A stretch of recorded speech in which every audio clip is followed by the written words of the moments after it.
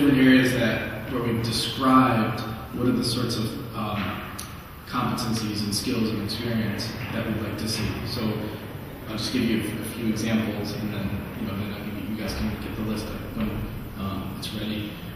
So for instance, leadership. So we've kind of come together and said, is this a leader that is collaborative in terms of assessing and improving the culture and climate of the Board of Education? Is this a person that has demonstrated leadership in terms of leading particular individuals at the Board of Ed and then also groups?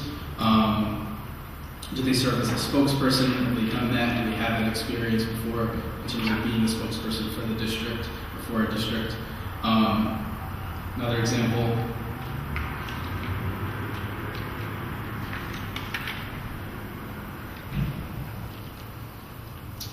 Instructional management for the success of all learners. We really want to make sure that this is a person that has demonstrated competency and experience in making sure that that our schools are able to instruct and actually assess and improve achievement for all kids, because we're really struggling with a particular subset of children in our district, children with disabilities, for instance, children that are bilingual.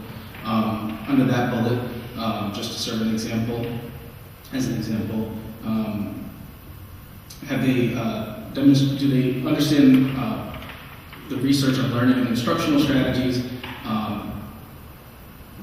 Do they demonstrate the ability to design appropriate assessment strategies so that they can improve instruction? And do they have that sort of experience in leading other folks and doing that sort of work? Those are just some examples. There are, I think, 11 or 12 different topics, and then just subheadings underneath those. And so ideally what would happen once the committee kind of finalizes these and signs off on them, then they would go to the search firm, and the search firm would basically synthesize them and put them together in such a way that it becomes like the flyer or the posting for the particular position. And then that would be public and it would be shared with folks.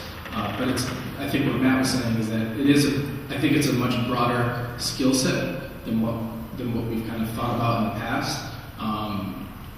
Whereas if, disagree or agree, like Matt was saying, if you have Dr. Adamowski, who's kind of the disruptor, we're looking for someone that has a much more broad skill set, working with parents, for instance, the instruction and assessment piece, and so on and so forth. So, again, I think it's a much more holistic skill set that we're looking for.